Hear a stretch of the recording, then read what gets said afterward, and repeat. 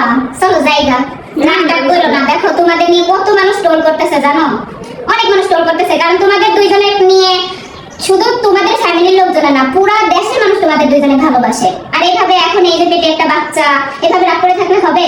আর কত সাহস হয়েছে পেটে একটা বাচ্চা নিয়ে আয় বসে ঢাকায়, তাই না? এটা চিন্তা করা যায়? সংসারে সাহস তো তোমার কারণে হয়েছে। না আমি কি করছি তোমারে? তোমার কি মারছি? এরকম যে মারছি? একটা হাসপাতালে একটা জিনিস দেখো না, হয় আমি রাগ করে আইছি, আজকে না হয় কালকে, কালকে না দুদিন পর আমার রাগ বানতো। ও লাইভে যায় যে সমস্ত কথাগুলো কইছে, তা লাইভে কি করে দিছি না? তুমি যে লাইভে দিয়েছো আমি বুঝতে পারছি যে লাইভে যেগুলো কইছি আমার ভুল হইছে।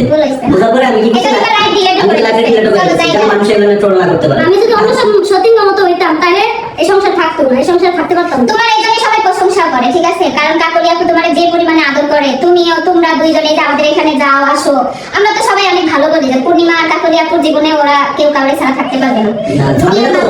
আমার তো কাকলির নিয়ে কোনো সমস্যা না, আমি কোনোদিনও কই না যে ওরে নিয়ে আমার কোনো সমস্যা, বরং আমি ওরে পায়ে খুশি। কিন্তু আমার মেন সমস্যা যে আমি তার সাথে আমার ঝামেলা। ওই সে লাইভে আমার সাথে তুমি যে ভিডিওতে কইছো যে লাগা সাথে নিয়ে থাকতে পারো না, সবাই তো মনে করছে ওর সাথে ঝামেলা। না, আমার ওর সাথে কোনো ঝামেলা কইছো। তোমার কথা আমি লাগে শুধু তোমার।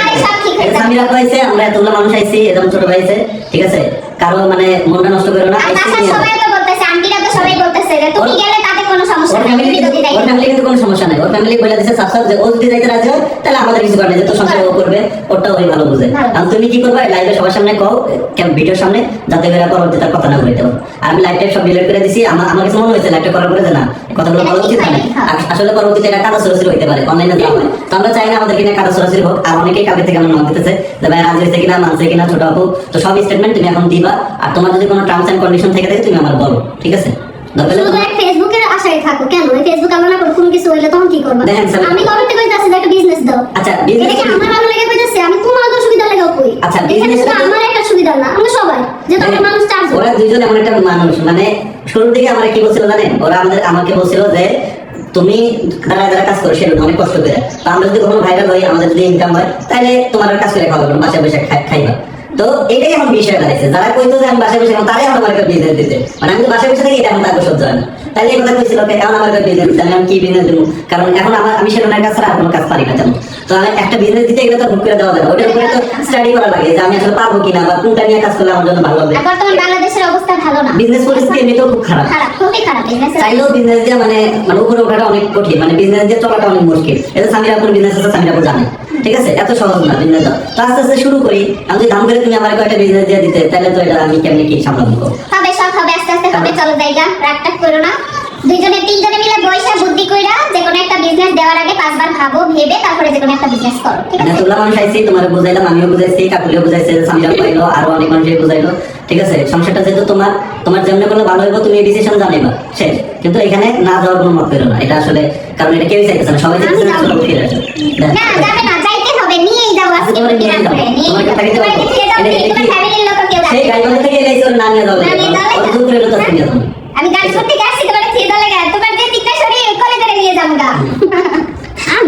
এত কথা বাদ, দুইজন মিলে দেখেন এই কাপড় গুলো তোর জন্য জামা কাপড় কিন্তু আনছে, দুজনের ম্যাচিং ম্যাচিং ড্রেস বানাই দিছে।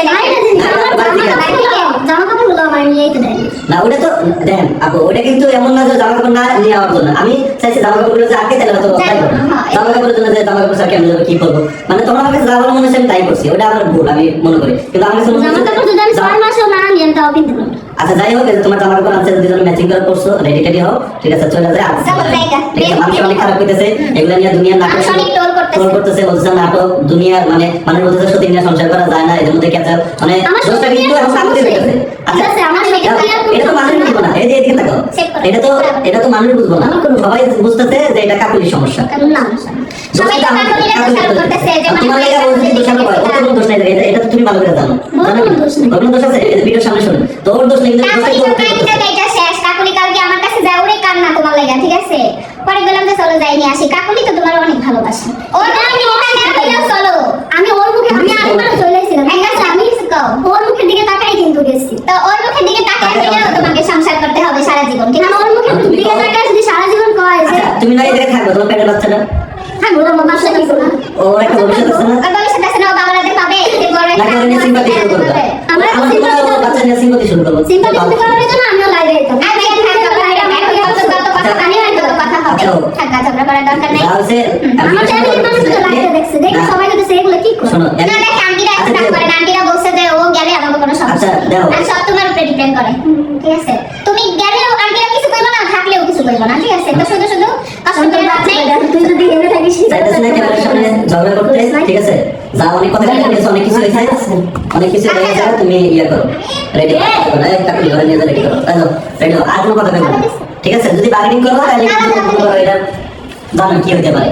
এই মানুষের সামনে কালারিং করো না, তাহলে সেলফি, ঠিক আছে? আর যেন জীবন না হয়, এটা করে নিয়ে রেডি করো। আর তুমি যে ইয়ার শর্ত দিছো, ওইটাও যাও, বিজনেস করতে হইতেছে তো বিজনেস বিজনেস করে না এই যে কতজন মনে করে যে টিকটক ফেসবুকে যদি একটু মনে করে যে দেখাচ্ছে না পেপারে। খালি তোর কথাই বলতেছে যে ছোট আপু এরা খালি মানে সতীনের অ্যাক্টিং করে আসে আর হলো দুদিন পর পর জায়গা যায়। তৃতীয় ব্যক্তি জীবনে সবার মতো হয় না। তুই তুই সবার তুই মতো কি ধার দিতে পারিস না? কে ইন্ডিয়ান ওই যে লোক আছে ওরা কি আমার সংসার খাচ্ছে না? খাচ্ছে না সংসার করে? ওরা দেখছো কত মিলতুই না করতো যে ওখানের মতো আমি 4টা বাচ্চা, আবার প্রেগনেন্ট, আরেকটা বাচ্চা হবে। ও মানুষের, আমরা আমাদের মতো সংখ্যা চালাবো, মানুষের আসলে দেখে আসলে ইয়ে করার দরকার আছে, নিজেরা নিজেদের মতো চললে কিছু না। তে চল চল জায়গায় যায়